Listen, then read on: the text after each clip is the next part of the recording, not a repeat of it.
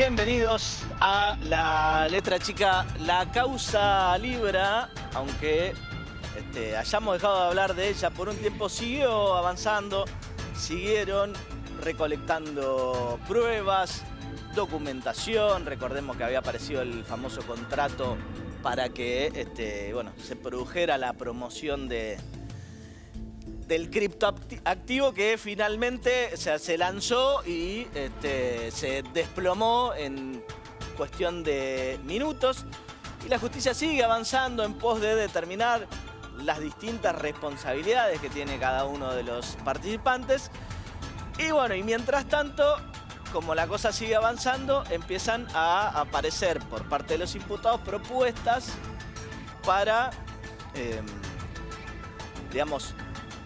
devolver lo que perdieron los denunciantes. En los casos como una estafa, cuando hay un contenido patrimonial, nuestro Código Penal, nuestro sistema penal permite que haya un acuerdo entre partes, siempre y cuando, se ofrezca una reparación patrimonial y el denunciante o el querellante acepte esa propuesta. La causa se termina, ¿sí?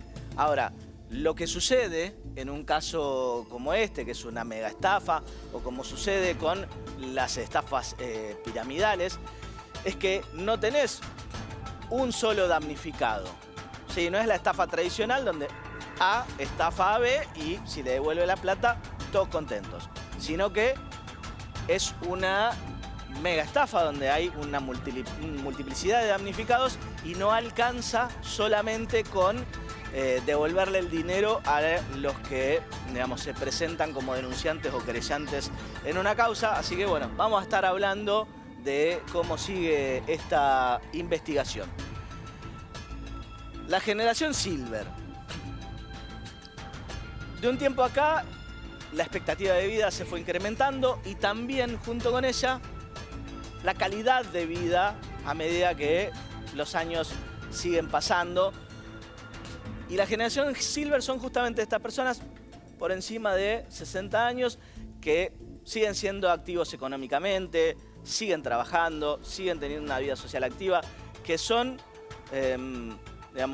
también manejan muy bien la tecnología y el mundo digital. No son analfabetos como por ahí, analfabetos digitales como otras generaciones. Vamos a estar hablando con Liliana Parodi justamente, de todos estos cambios que se vienen y que también obligan a revisar en términos de como sociedad, justamente cómo nos vamos adecuando a el nuevo mundo, ¿sí? Porque justamente la edad activa se está corriendo y hay que adaptarse a eso y las sociedades vienen medio en deuda con eso. Vamos a estar hablando del juicio por Logan que comenzó y que empezó, con toda la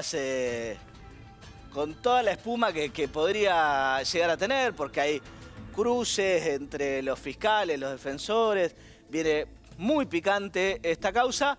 Recordémoslo, Danilo Peña desapareció en junio del 2024 y todo parece indicar que fue víctima de una red de trata, que hay responsabilidades a determinar políticas, policiales, dentro de la familia también.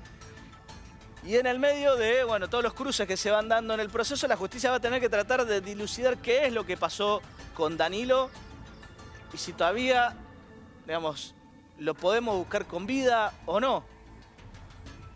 Vamos a estar hablando con la abogada de Laudilina Peña de este tema. Es una causa súper complicada que veremos si se puede llegar a esclarecer algo.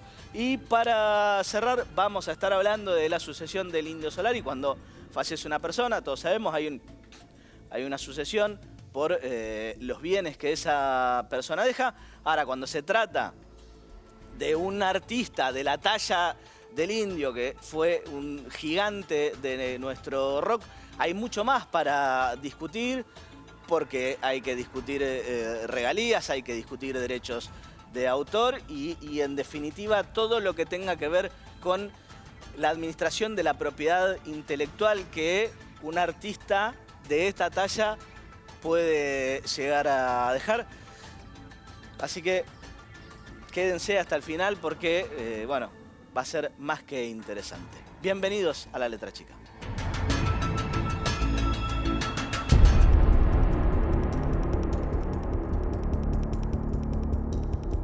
El presidente Javier Milei mintió. ¿Querés aprender a invertir en criptomonedas? Hacelo con los mejores. Hacelo conmigo y con la gente de NW Professional Traders. Ahora.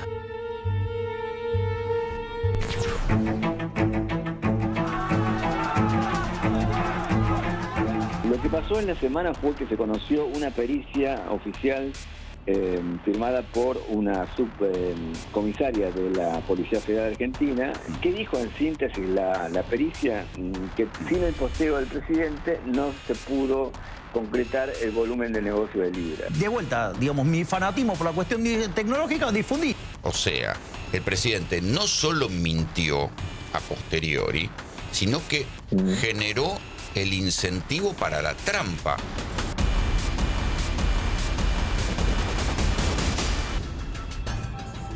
Estamos con Mariano Parada López, periodista de medio amigo. ¿Qué tal, Mariano? ¿Cómo estás? ¿Qué tal, Juan Pablo? ¿Qué tal? ¿Cómo le va a toda la audiencia aquí? Muchas gracias por la invitación. Bueno, ¿en qué situación está hoy la causa Libra? La situación de la causa Libra hoy es que está avanzando de a poco, pero sigue avanzando.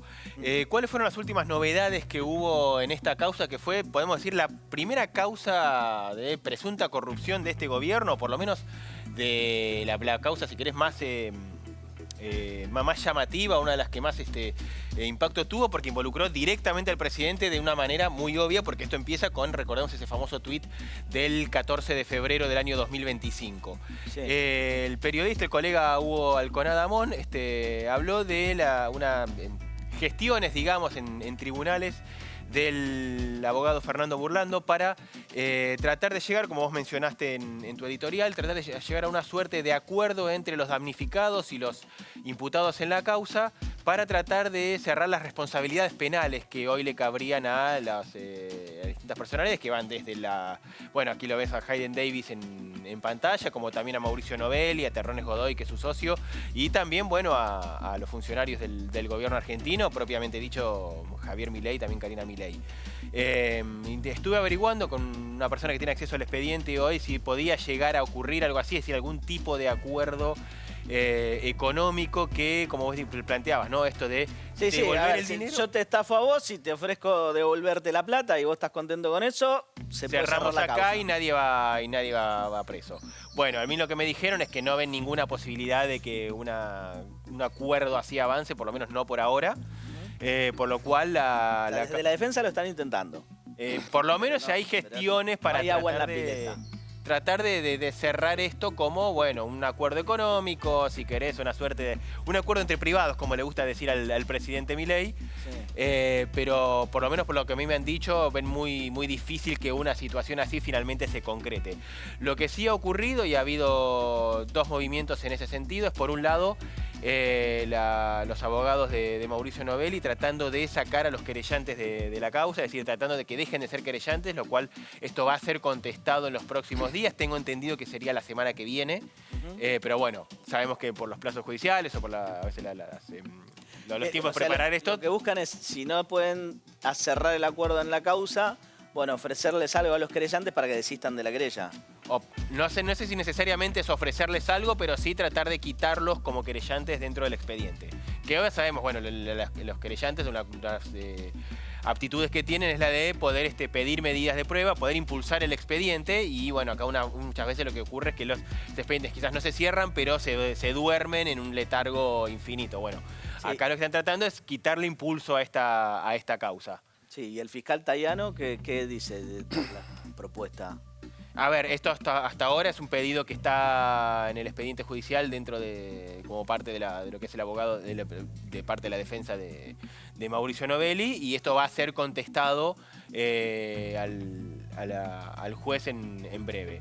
Lo otro que también se conoció recientemente es el pedido de dos amicus curiae, es decir, dos amigos del tribunal que están incorporados al expediente como tal, que pidieron justamente la indagatoria de Javier Milei por su rol en esta bueno, fue una estafa. Sí, recordemos, a lo largo de la investigación, lo que de alguna manera se fue dilucidando era que no era tan así como lo plantea, que vi esto y lo publiqué, porque de hecho no estaba publicado antes de que él lo publique. O sea, hay varias cosas que lo van implicando cada vez más. Hay cosas que en sus versiones iniciales bueno, como dijo, no lo difundí, no lo promocioné, o sea, como, bueno, yo solamente lo vi, quise... Sí, eso siempre me hace acordar una declaración en una causa por homicidio que decía, yo no lo maté, lo degollé. Claro, como si después que te corten el cuello pudiera pasar algo distinto a que te muera, ¿no? Claro, bueno, algo así fue la primera declaración de Milei en la ya famosa entrevista con Jonathan Viale, que bueno, tuvo ese episodio con el asesor donde que salió en vivo ese corte de la entrevista, que bueno, mostró un poco también el nivel de desesperación que había entrado el gobierno en esos días para tratar de arreglar la causa, tratar de arreglar la imagen pública del presidente. Pero bueno, dos amicus curiae pidieron la indagatoria de Javier Milei. Vamos a ver si acceden o no el fiscal Tayano y el juez de la causa para darle ese impulso. Por ahora, la causa está inmoviéndose lentamente. El problema es que cuando llaman a alguien a indagatoria, después tienen que resolver su situación procesal. Mientras eso no suceda, pueden seguir investigando sin tener que resolver la situación procesal de esa persona. Alarcón se sale de la vaina por hablar. ¿Qué pasa? No, los escuchaba atentamente, y en un país normal, con tantas pruebas, con tanta evidencia, nadie se libra de ir preso. Nadie se libra por lo menos de una indagatoria. Deberían estar por lo menos en una indagatoria, y vale decirlo hoy, para que no se manche la bandera argentina. Efectivamente, de hecho, bueno, recordemos todas las pruebas que han surgido en el último tiempo. La última que se supo aproximadamente para el mes de marzo, abril, que son estos intercruzamientos de llamadas entre Mauricio Novelli, entre el entorno de Javier Milei, las horas anteriores y posteriores a que Milei posteara ese tuit famoso que dio el inicio a la estafa del caso Libra, lo cual hablaban de un intercambio, de un vínculo muy, muy fluido. Bueno, lo mostrabas en el archivo. Milei daba clases en este instituto de trading o estas clases de trading que daba Mauricio Novelli. Sí, está claro que había un vínculo previo. Y a todo esto no nos olvidemos de Adorni, que digo, calladito sí. Adorni, que siempre trata de estar callado, pero cada vez que quiere pasar un poco siempre ocurre alguna cosa más que lo vuelve a poner un poco en el primer plano. Bueno, él la última vez, un poco ya obligado por la situación, intentó dar una explicación de por qué... Sí, un cuento para niños, acá lo relatamos. Sí, ese famoso pendrive con $300.000 de ganancia en 7 años que se encontró de un día para el otro y pasó de quejarse por unas salchichas vencidas a comprarse un departamento, una casa en un country, bueno, hacer varios viajes. 8 palitos en sábana.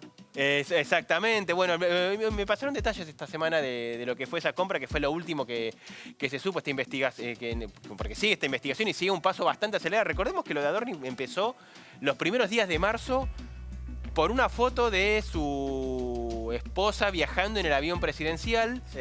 Él haciendo una defensa bastante pobre, como todas sus defensas desde que comenzó esta causa, diciendo, venimos acá porque nos deslomamos por el país y demás, y eso generó, bueno, la primera ola de indignación, y ahí se empezó a poner el foco en su patrimonio, y ahí se empezó a encontrar la casa del country, se empezaron a poner foco en los gastos, y empezaron a encontrarse que había cosas que no cerraban entre lo que ganaba Adorni y lo que estuvo gastando en el último tiempo, más allá de los préstamos famosos de la jubilada. Los préstamos de la jubilada, sí. Claro, Mariano, en esta semana, no sé si es cierto o no, pero las redes se habla que compró un flipper de $7.000. Sí, una colega, la periodista Romina Mangel, habló de $7.000. Tampoco se libra de la cárcel. Recordemos que es un gamer, Adorni, digo, le gusta mucho, ha hecho streaming de cosas. Bueno, me han contado sobre este tema de las sábanas. Sí. Lo que me dijeron que ya está, digamos, que se le va a incorporar al expediente en breve, se habla de poco más de 8 millones de pesos en gastos de tanto sábanas como un par de colchones y gastos de almohadas, que está facturado efectivamente a nombre de la secretaria de Adorni, pero que la dirección de entrega de toda esa compra fue efectivamente en el country Indocua. Ah, bueno, la mandás a espiar y toca timbre. Muchas gracias, Mariano. Bueno. Vamos a hablar ahora del caso de Loan, de cómo viene dándose el juicio por la desaparición de Loan, y no nos olvidemos que al final del camino la idea es tratar de encontrarlo todavía. Vean el informe.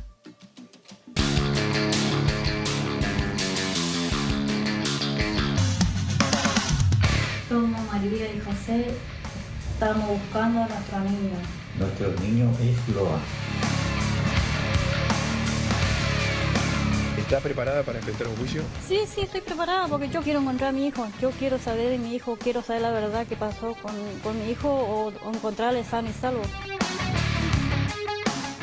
María, en relación a lo que dijiste recién de Laudelina, ¿considerás que ella sabe el paradero de Loan? Ella sabe muy bien qué pasó con Loan. ¿Ella y quién más? Pérez. ¿Usted piensa que Loan puede llegar a estar vivo? Yo creo que sí, que está. Tiene que estar vivo, sí.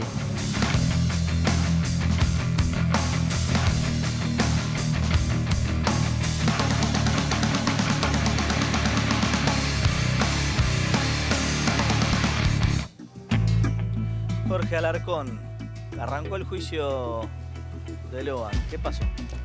Bueno, es triste lo de Loan. Quiero decirle a tus televidentes, Loan representa muchísimos chicos que fueron desapareciendo en Corrientes.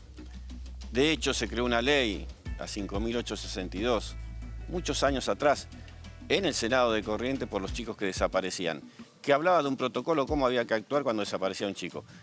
Cuando desapareció Loan, por supuesto, no lo cumplieron.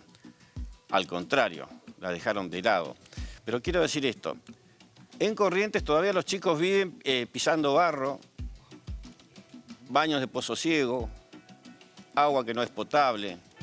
Hay lugares que ni siquiera hay una sala para que los atiendan. Y entonces aparecen las parteras, aparecen estos médicos truchos, sí, que cuando la chiquita, que hay muchas chiquitas lamentablemente, 12, 13, 14, 15 años que tienen familia en el campo, tienen su hijito, le dicen nació muerto, falleció y demás. Y empezaron a desaparecer los chicos, porque los chicos estaban vivos. En el caso Loan, yo tengo la sensación de que es uno más de ellos, que está vivo, que está en otro país, que se trató de un caso de trata y que quieren demostrar, ojalá hoy puedas hablar con la abogada de Laudelina, porque Jorge, yo tengo una duda ahí. Tenemos ahí una comunicación urgente. ¿Sí?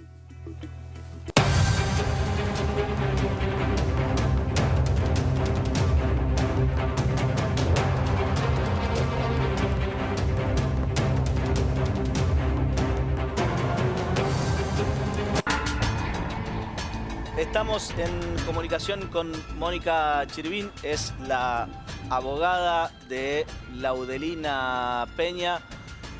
¿Qué tal, doctora Chirvín? Juan Pablo Viveles te saluda acá y bueno, Alarcón también, que es un colega conocido. Buenos días a ustedes, que sea lo mejor en este Día de la Patria. La verdad, estamos pasando un mal momento todos con el tema del Loan. Y bueno, esperamos tener buenos resultados. Bien, ¿qué pasó en la primera audiencia? Y hubo muchas dificultades, o sea, entiendo que la Fiscalía tiene sus razones y respeto mucho la posición que adoptó, porque hubo muchas interrupciones por parte de algunos letrados y bueno, esas diferencias causan dilatación y en realidad no es beneficioso al proceso. Necesitamos que se acelere y no es la forma. Tal vez el tribunal, al unir los dos juicios, sea ese el problema, tal vez. Pero sí veo que están continuamente haciendo objeciones y cosas que realmente no sé si tienen tanta importancia. Lo que sí me parece que la posición de la Fiscalía tiene que ser firme porque si no esto se desbanda. Sí, claro. Y, a ver, digo, más allá de todas estas discusiones que se dieron, ¿qué fue lo que se pudo tratar o qué es lo que se puede saber de lo que sucedió en esta primera audiencia? No, en realidad estuvieron ahí discutiendo por uno de las personas de el grupo de 10 que no estaba presente, que el juez, en realidad el tribunal determinó la detención, cosa que me parece correcta, y después se desdijo, después dijo que no era suficiente, o sea, la persona aparece a las 7 horas y esto parece un chiste, realmente, ¿no? Me parece poco serio, pero bueno, hay que velar, dicen, por las garantías, pero no estarían dadas porque son todos los detenidos iguales y por mucho menos se detiene. Si una persona está citada a juicio, está citada mucho antes y tiene que comparecer. Y si no tiene con qué, va a una comisaría, va a gendarmería y dice no puedo viajar y lo van a conectar y lo van a subsanar. No es la forma, me parece correcta la presentación que hizo la Fiscalía. Eso dilató mucho. También tiene razón que no puede asumir una persona que no sabemos ni quién es, que no se acredita como tal. Eso también ahí le doy la razón al Ministerio Público y bueno, después para subsanar uno de los abogados de la otra parte se ofreció, pero también es cierto que había intereses contrapuestos, los hay. Eso dilató mucho, trajo muchos problemas. Sí. Jorge. Doctora Chirivín, usted es la abogada de la persona más señalada, inclusive por la familia. Yo le hago la pregunta en forma directa, porque me llegó una versión que otros colegas quieren encauzar esto y presionar para que digan que esto es un accidente, que se produjo un accidente. ¿La Audelina va a decir su verdad o va a estar presionada por esto? Así es, Jorge, así es, Doc. El tema es verdad. Hay una tendencia entre las estrategias defensistas que quieren guiar hacia el accidente. La Audelina tiene su verdad, es la que en principio manifestó con esta defensa, que es cuando estalló todo por los aires, porque ella dijo su verdad, la llevaron personas que estaban allegadas a la política a mentir. Y bueno, este es el resultado. Cuando ella quiso seguir ampliando otros detalles, ya se pusieron un montón de objeciones para que no declarara, se la trasladó a Mendoza, me pidieron 8 veces la detención y trataban por todos los medios de que no la pudiera seguir asistiendo porque ella tenía una verdad que es objetiva. Esa interrupción que se hizo, esa desviación que se hizo en la primera instancia, no es ni menos ni más que un interés político por desviar algo que es una sustracción, es una trata, nos guste o no, es eso. Y el resto, hay una tendencia entre los defensores que, bueno, están con la teoría de que qué es lo que nos conviene para el cliente, y no es así. Aquí el interés es Loan, es saber qué pasó con él. O sea, la Audelina tiene bien claro que ella ha cometido un delito, una falsa denuncia, ha cometido un entorpecimiento desde ese momento, extorsionada, coaccionada, nada de eso se ha reconocido. Pero más allá, no se llevó el chico, no tuvo que ver con un, como dicen, con un acuerdo, con un pacto, nada de eso. Entonces, los abogados que tienen ciertos intereses tienen una tendencia al accidente. No me parece, pero bueno, sí, eso presiona, eso crea cierta inestabilidad, te diría, pero bueno, cada defensor con su estrategia. La mía es la verdad de la Audelina, le guste o no le guste a la familia, a la sociedad entera, pero es la verdad y va a salir a la luz lo que ella tiene. Tal vez no lleguemos a donde está el nene, porque no tiene eso, porque no puede llegar ahí ella. Chirivín, ustedes saben las limitaciones. Doctora Chirivín, quizás no se dio cuenta, y ojalá que trascienda esto, pero dijo algo muy grave. Es como una extorsión, ¿no? No encontremos la verdad, digamos que fue un accidente.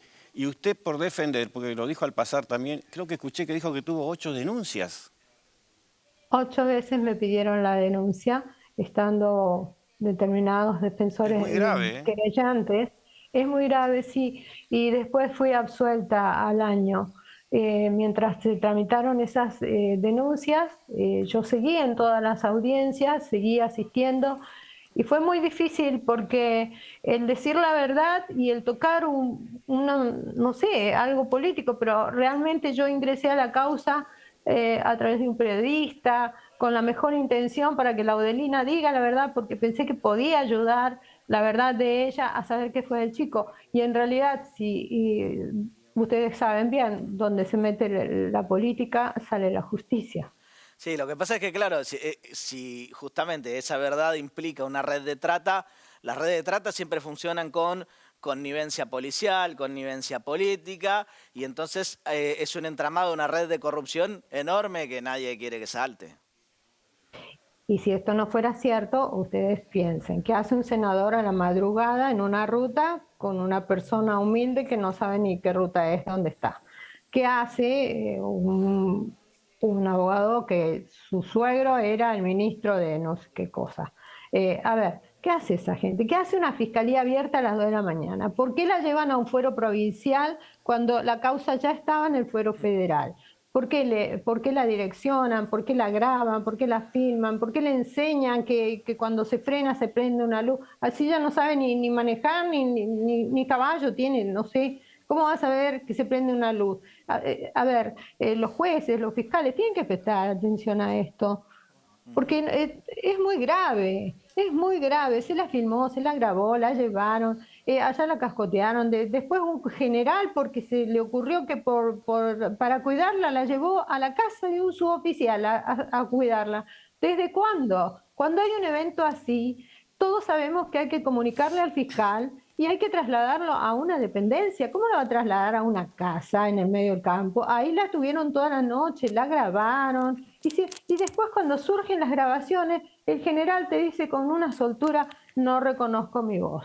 Entonces, esto es lo que pasa. Uno tiene una persecución encima y yo estoy trabajando bajo presión. Es esa la realidad. Y no me voy a retirar de la causa en la medida que pueda seguir litigando, pero no es justo, no es justo. No puede ser que presionen tanto. Ahora, terminan de presionar los otros, digo, los políticos, porque realmente no sé quién es quién, pero es claro, ni bien pasó eso, salió el gobernador a decir, está solucionado, fue un accidente. Ni bien pasa lo que les acabo de contar. No sé, al otro día la doctora Carrió dijo, hablé con el gobernador porque es una barbaridad lo que pasó con Laudelina y me dijeron a alguien hay que quebrar. Los cito, los pido y nada, no me dan ningún testigo. A mí no me dan ningún testigo. Entonces, ¿cómo se ejerce el derecho de defensa? Se violan los tratados, se viola la Constitución Nacional, se viola todo. Acá es lo que dicen ellos. Y ahora tengo el otro. No puedo estar diciendo con los colegas. Vamos a seguir con este tema de cerca. Hablaremos seguramente el próximo programa o el siguiente, porque vamos a seguir el juicio de cerca. Le agradecemos muchísimo, esperamos a la próxima que pueda ser en el piso. Gracias. Gracias, Jorge. Gracias, chicos. Hasta luego. Según la Organización Mundial de la Salud, para el 2030, 1 de cada 6 personas, o sea, el 2030 acá nomás, 1 de cada 6 personas va a ser mayor de 60 años y esto obviamente obliga a repensar varias cosas de cómo funciona la sociedad hoy en día, repensar el sistema previsional porque está colapsando y muchas cosas vinculadas a la calidad de vida porque se llega mejor, se vive más y la gente sigue activa. Vean el informe y hablamos de la generación Silver.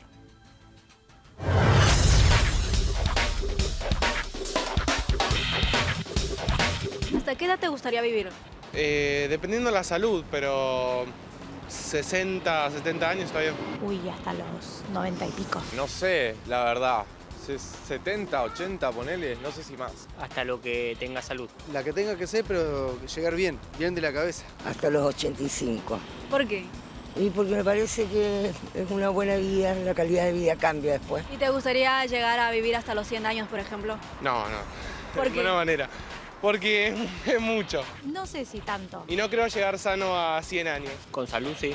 No, para nada. Me parece un exceso. ¿Y crees que los adultos mayores hoy en día no están bien tratados por la sociedad? Puede ser, depende por qué lado lo mires. Nunca fueron bien tratados por la sociedad. Pasa que es otra época, mucha tecnología. Se los pierden o me pierden también junto con todos los demás. Mucha ansiedad también, sí, que pienso que ellos no lo han pasado. No valoran la experiencia. No porque la gente sea desalmada, sino porque el mismo sistema hace que por lo menos en este país un jubilado padezca. ¿Y te ves trabajando después de los 70?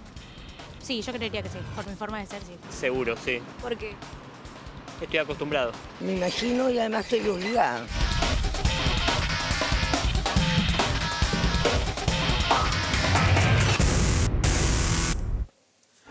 Estamos ahora con Liliana Parodi, ella es periodista, productora y bueno, durante muchísimo tiempo, digamos, gerenta en América, ¿no? Sí, más de 30 años. Directora de contenidos, pero me causa gracia porque algunos de los testimonios que estaba escuchando, sí. Y ahora además Chica Silver. Sí, por supuesto. Me he transformado en la vocera de la narrativa Silver. Sí. Creo que hace falta contarlo desde otro lugar y eso es lo que trato de hacer. Bueno, ¿qué querías decir del... No, porque uno contesta de acuerdo, evidentemente, a la generación en la que está viviendo. La señora, que estaba un poco más grande, sería una señora de 50 y pico, 60 años, decía, y yo hasta los 85. Los chicos decían hasta los 60. Yo digo, hasta los 60 ya me tendría que haber muerto. Sí, no. Dice hasta los 70. Pero es que uno no lo ve en ese momento. Entonces esta etapa que la demografía ha cambiado y el mundo, la revolución Silver tiene que ver con el cambio demográfico. Sí. Entonces vamos a vivir más años y lo que estamos tratando de decir es que tenemos que vivirlo lo mejor posible. Como bien decían en los testimonios, decir, si llego con salud, si llego con recursos económicos, si llego... Bueno, todo eso no sucede si empezamos, ponele, a los 60 y pico como tengo yo. Sí. Tenés que empezar mucho antes, desde tu salud, tu grupo familiar o lo que sea, vos lo tenés que prever para más años, que son los que la vida nos regaló. El doctor Kalash, el brasilero que hace muchísimos años que trabaja en longevidad, en esta nueva longevidad, dice que la gran revolución de este siglo es que vamos a vivir 100 años. Pero también advierte que para vivir 100 años, las organizaciones, las políticas públicas, los individuos nos tenemos que preparar. Porque es muy posible que, suponte, en sociedades en donde hay muchos bolsones de pobreza, por ejemplo Latinoamérica que tiene un problema con la pobreza, es posible de que haya muchas personas en edad silver vulnerables. Lo que tratamos de que lleguemos la menor cantidad de personas con ese grado de vulnerabilidad. Los medios hemos cometido muchos errores, yo misma trabajando en medios, hemos estigmatizado, ¿no? Siempre vemos a la persona silver senior, como digo yo, que es después de los 75, 80 años, como una persona vulnerable. Sí. No es así en todos los casos y no debería ser en la mayoría de los casos, que es donde tenemos que ponernos a trabajar. Bueno, mira, te puedo contar el caso de mi madre que hasta los 80 años todavía manejaba y era súper activa. Le hizo muy mal el encierro de la pandemia y empezó a no animarse a un montón de cosas y hoy sí es como que, bueno, los años se le cayeron. Bueno, pero llegó a los 80 y era... Pero es lógico. Mira, te voy a dar un dato así como más brutal para que se entienda el porqué de todo el proceso anterior tiene que ver con lo que pasa en esos años. En Japón el promedio de vida es de aproximadamente 84 años. Es decir, una sociedad como Japón. En Somalia es de 54. Entonces, es brutal, pero es entendible. En la misma ciudad de Buenos Aires, vos tenés centenarios, muchas personas centenarias, por ejemplo, en Recoleta. Claro. No los tenés en Villa Soldati. Entonces, todo el proceso de vida anterior, por eso digo que tienen que ver las organizaciones, las políticas públicas, las empresas y cada uno de nosotros. Cuando antes empecemos, mejor. Sí. Y viste que hablas de la edad y nosotros le decimos generación silver a los post 50. Entonces los post 50 te dicen, ay Liliana, pero yo recién tengo 50. Bueno, silver junior. En el medio... Para que no se sientan mal. Claro, después entras en el medio, como yo, silver teen. Y después de los 80 yo les digo silver senior. Entonces, porque bueno, es un montón de gente. Es como en la infancia. No es lo mismo un niño de 2 años que de 6 años que de 15 años, pero es una niñez. Sí. Bueno, esto es lo mismo. Entonces son distintos procesos. Lo que estamos diciendo que estos años que nos regaló la tecnología, el avance de la ciencia, el mundo en general, deberían de ser vividos de una manera distinta. Seguimos activos, bueno, tenemos mucha información de números, somos el 40% del consumo mundial, Mirá. somos un grupo económicamente muy fuerte para el mundo, por lo que consumimos, por lo que sumamos como activos Sí, por lo que laborales. producen todavía, claro. Exactamente. Entonces, no es para despreciar. Igual viste que trajimos algunos numeritos. Sí, bueno, si querés podemos empezar a mirar alguna de las plaquitas. Sí, tenemos algunos que tienen que ver con los datos demográficos, que te marcan lo que está pasando en el mundo, esto de que hay menos nacimientos y que más personas vamos a tener, más, ¿ves? Acá tenés, en el 2020 1.000 millones de personas tenían más de 60 años. Sí. Fíjate que en el 2050 se duplica. Son 2.100 millones de personas. Los centenarios en el mundo en el 2015 eran más de 500.000. Mirá en el 2050. 3.700.000. Claro, en Estados Unidos están naciendo niños que dicen que podrían vivir 120 años. Wow. Entonces es todo distinto. Esto es una bomba demográfica. Fíjate que está hablando de 2100. Voy a decir, Liliana, bueno, yo no voy a estar, no lo voy a ver. Pero hay personas que ya nacieron y que van a llegar al 2100. Sí. Entonces se van a encontrar con un Japón. Bueno, yo espero que mis hijos. Bueno, tus hijos, sí, los que ya nacieron. En Japón, por ejemplo, tiene 128 millones de habitantes en el 2017. Mirá cómo baja a 60 millones en el 2100. Wow. O sea que la caída de la natalidad es pero tremenda. Tremenda. Fíjate Italia, de 61 millones a 28 millones. Y China, que dejaron de aquella política de que menos niños en cada familia, Sí. va a bajar también a la mitad, y esto es de una publicación de The Lancet. Es como muy abrumador esto de los números, pero es para que se entienda brutalmente. Sí. A ver, ¿lo puedes leer negativo o lo puedes leer positivo? Yo soy una persona positiva. Sí. Por eso. Sí, lo que lo pienso también es, digo, urge, digamos, revisar todo lo que son las políticas previsionales, porque así el sistema... No, urge, sí, por supuesto, pero en el mundo ese sistema está quebrado.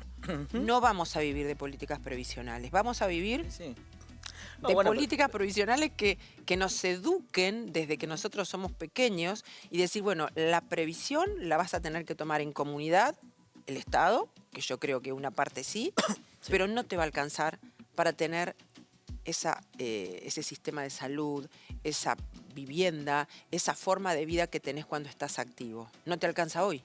No, está claro, pero además, digo, sacando por ahí trabajos que sean muy pesados físicamente. Sí, claro. Hay muchos trabajos que la gente puede seguir desarrollando. Digo, hoy el que trabaja en relación de dependencia puede llegar en Argentina hasta los 70 años, puede hacer la opción y llegar a los 70 años y a los 70 años lo jubilan sí o sí. Sí, correcto, pero también ahí yo pienso, porque digo, eso a mí se no, podría a mí no estirar me por lo menos faltan la opción. A mí no me faltan 20 años para llegar a los 70, entonces me estoy pensando, digo, bueno, yo tengo que seguir. Yo salgo de una corporación y digo, ¿y qué hago conmigo? Y todo eso lo tuve que aprender. Por suerte, yo fui una niña de una familia muy, muy, muy pobre, que tenía mucha obsesión por no ser una adulta con esas dificultades. Claro. Entonces esa obsesión me hizo guardar los pesos, trabajar más de lo que a lo mejor otros trabajaban y demás. Entonces cuando llegó el momento de retirarme de la corporación después de tantos años, tenía una estructura como para yo prepararme, volví a estudiar, tuve que prepararme, pensar si yo era emprendedora y digo, bueno, ¿cómo es? Sin duda lo sos, eso no cabe. Sí, pero no lo era. Era una persona en relación de dependencia durante más de 40 años. Tuve que generar todo eso, aprender a emprender y pararme otra vez en la vida de esta manera. Vos podrás decir, Liliana, tenés buena salud, tuviste oportunidades, qué sé yo. Sí, pero las fui a buscar. Entonces, yo pretendo que más personas antes lo puedan pensar, porque si vos lo empezás a pensar a los 70, no llegás. Claro. Pero no solo lo económico. Bueno, nos falta educación financiera en términos generales en Argentina. Total. Si nosotros le enseñáramos en el buen sentido, porque la palabra financiera en la Argentina, viste que te da como impresión. Ha habido demasiadas estafas en este país. Correcto, pero no solo eso, sino que siempre se ha beneficiado con el tema financiero una minoría. Nosotros estamos hablando en serio de esto, estamos hablando de desde que sos niño o joven, empiecen a educarte y veas en esa educación no una cosa de que sos un timbero de la finanza, sino en saber cómo ese ese peso, esa cantidad de inversión que vos hagas a los 20, a los 23, a los 35, sea tu futuro. Entonces yo a esos chicos que hablaban recién, inclusive cuando doy charlas, le pregunto a los más jóvenes, ¿cómo cuidás a tu propia persona a los 80? Te quedan pensando, no pensé en mis 80. Claro. ¿Entendés? Y bueno, si las políticas públicas además estuvieran acorde a eso, ahora también estamos trabajando para la empleabilidad más 50. No es que todas las empresas todavía están pensando en esa empleabilidad. Van a tener que pensar porque los talentos senior van a ser necesarios. Sí. Aún con el sesgo tecnológico, porque nos dicen que por ahí no somos tecnológicos, bueno, somos capaces de aprender, le podemos hablar mucho mejor al prompt.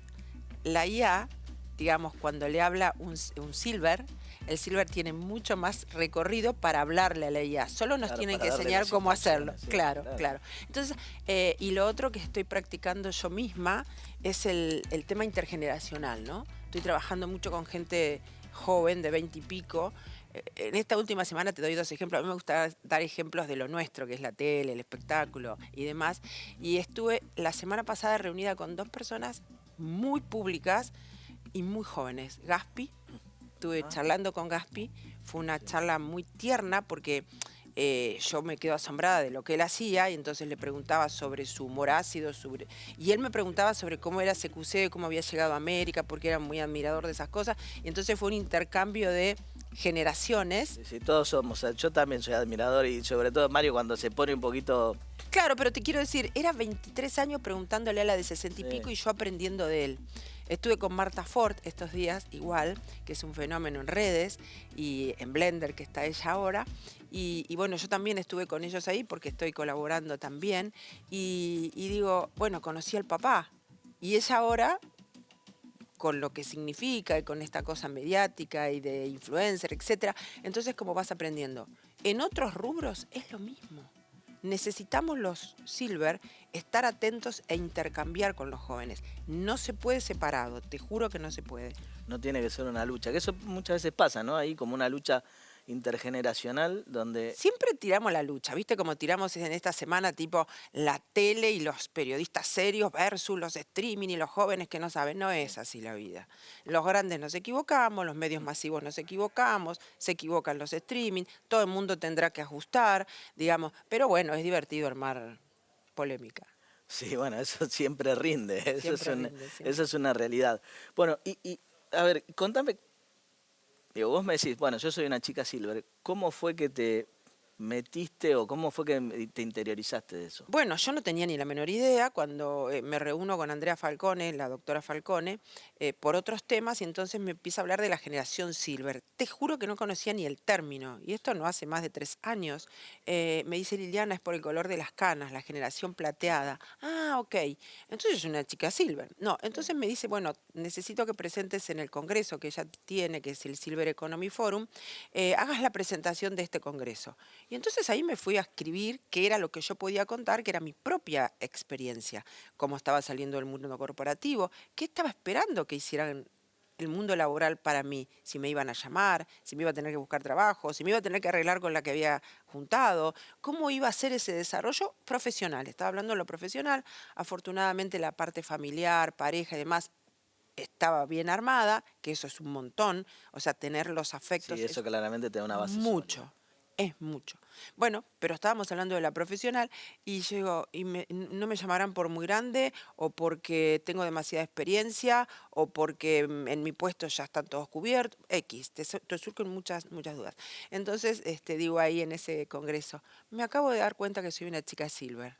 Y entonces a partir de ahí empecé a pensar que de mi profesión, que es el periodismo, los medios, corresponde que me dedique a una nueva narrativa. Que las personas no hablen más de tercera edad, hay 6 generaciones viviendo en el mundo, que el viejismo se terminó, que no empiecen a tratar a la gente de vieja, de vejez y demás.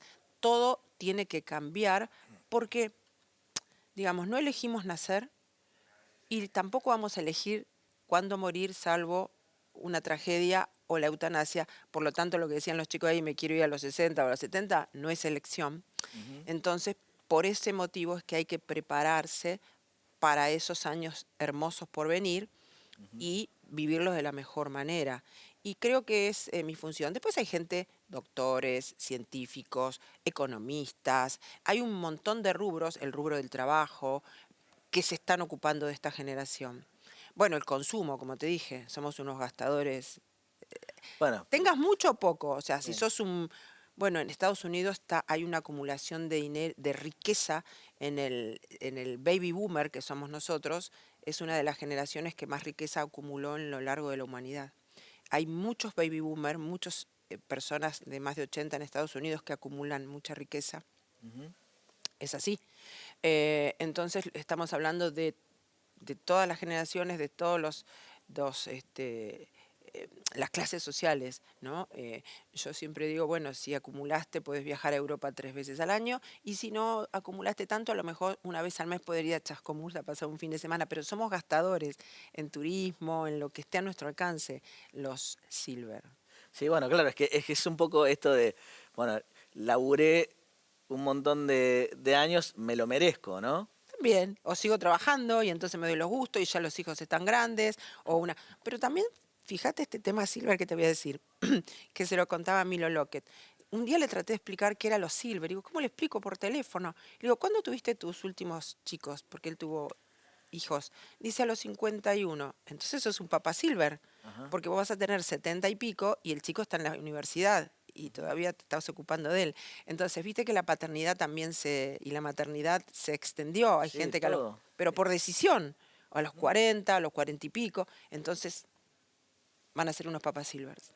Sí, claro. Bueno, es que en realidad todo, si yo lo pienso, por ejemplo, cuando tendría, no sé, 20 años, jugaba al fútbol en un club con mis amigos, qué sé yo, y había un señor que tendría 50, 55 años que jugaba con nosotros, ¿no? Y era como que era el único. Señor grande. Claro, un señor grande, y todos decíamos, ojalá seamos como este, y la realidad es que todo ese grupo, yo tengo 49 hoy, todos seguimos jugando, o sea, hay muchos paradigmas que fueron cambiando. Total. Por eso lo que digo es, preparemos a las nuevas generaciones, ocupémonos de los que llegaron vulnerables y frágiles, porque de eso sí se trata del Estado, de eso sí la sociedad se tiene que ocupar. Lo que yo digo es que tratemos de que lleguen menos personas vulnerables y frágiles en esa dirección. Muy bien. Liliana, muchísimas gracias. No, gracias a ustedes por avanzar con esta narrativa, Silver. Muy bien, y es que estamos ahí. Ya me toca. Muy bien, ahora vamos a hablar un poquito de la sucesión del Indio Solari. Vean el informe.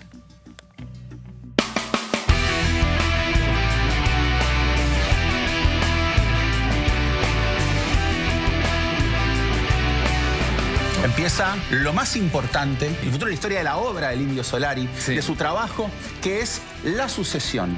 Y esa sucesión es lo que va a permitir controlar la continuidad legal y comercial de la obra del Indio. Aparte de las propiedades del Indio, aparte de lo que tuviera o no, estamos hablando de derechos de publicación, derechos de streaming, derechos de marketing, derechos de la interpretación de la música en los conciertos. Imagínate si ahora los fundamentalistas hacen un River con los ex redondos, como lo hizo Spinetta con las bandas eternas. Todo ese dinero que genere, debería haber una parte que vaya a Sadaic y que termine en la sucesión.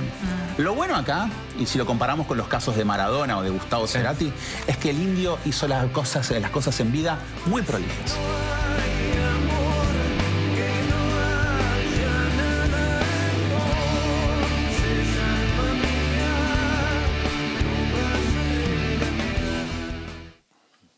Estamos en comunicación con Jimena Pens, abogada previsionalista. ¿Qué tal, Jimena? ¿Cómo estás?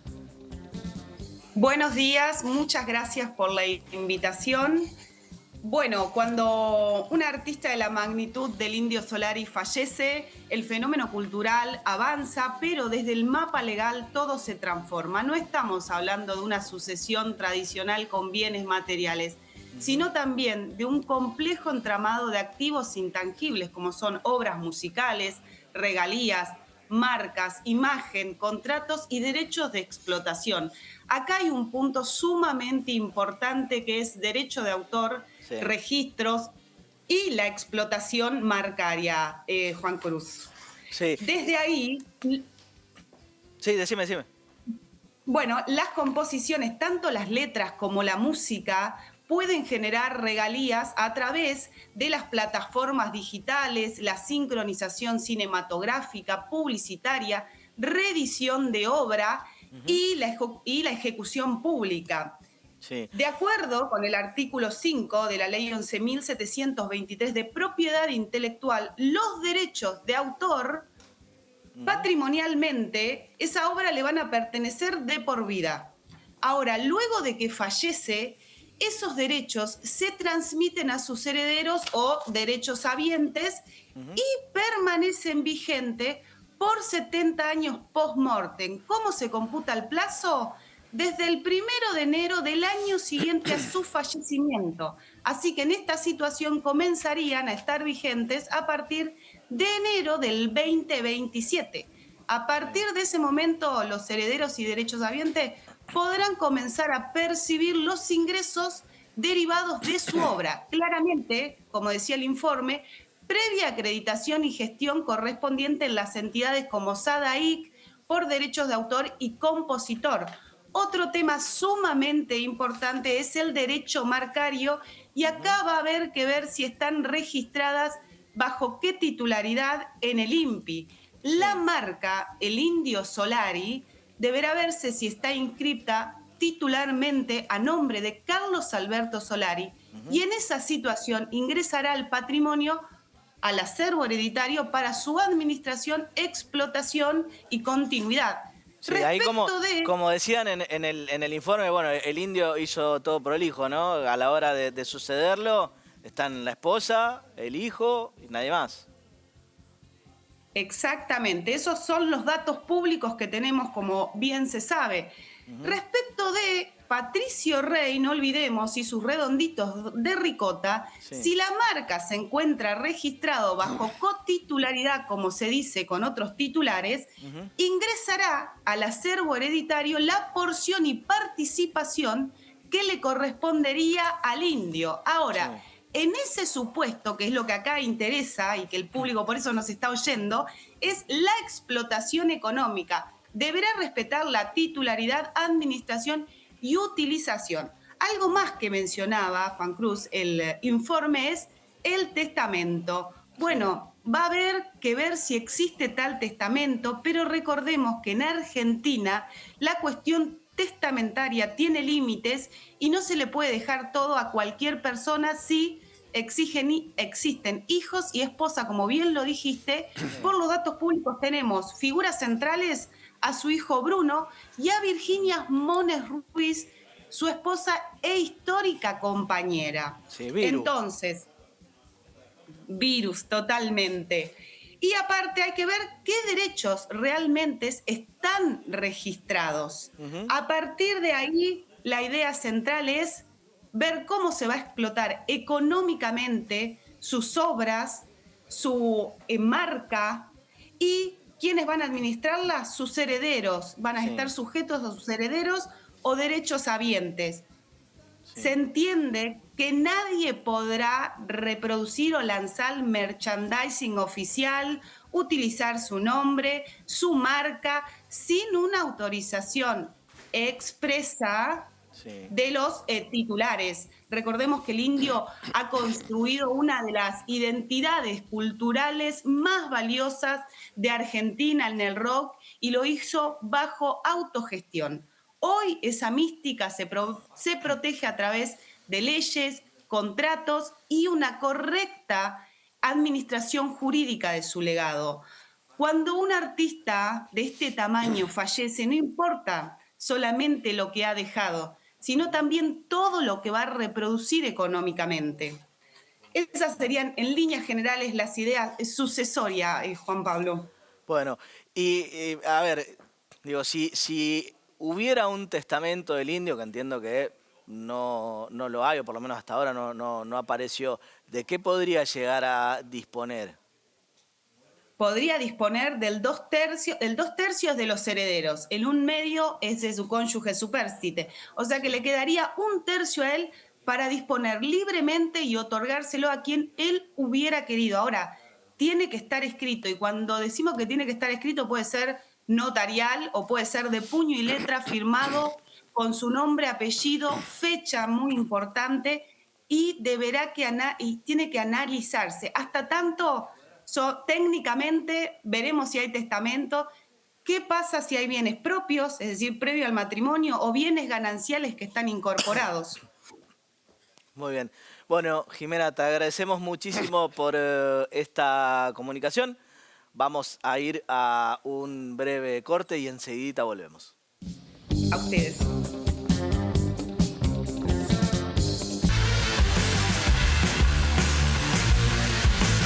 Alarcón, ¿te quedó algo en el tintero? Cortito, hoy se conmemora el Día de la Bandera. El acto oficial se hizo en Rosario. El presidente Milei abrazó efusivamente a Adorni. Señor presidente de la Nación, usted prometió combatir la corrupción. No manche la bandera en un acto oficial. Bueno. Áspero estás hoy, ¿eh? Viniste áspero, Alarcón. Bueno, 20 de junio conmemoramos el fallecimiento de Manuel Belgrano. Es un día ideal para comer asado, locro, torta frita y todas estas cosas ricas que nosotros los argentinos sabemos comer. Ahí está, un chamamé. Un chamamé, qué lindo. Epa. Nosotros tenemos que irnos, nos vemos la semana que viene para que sigan conociendo sus derechos acá en La Letra Chica. Acuérdense, consulten a un abogado, así no los estafan. Quédense, que ya empieza Muffin.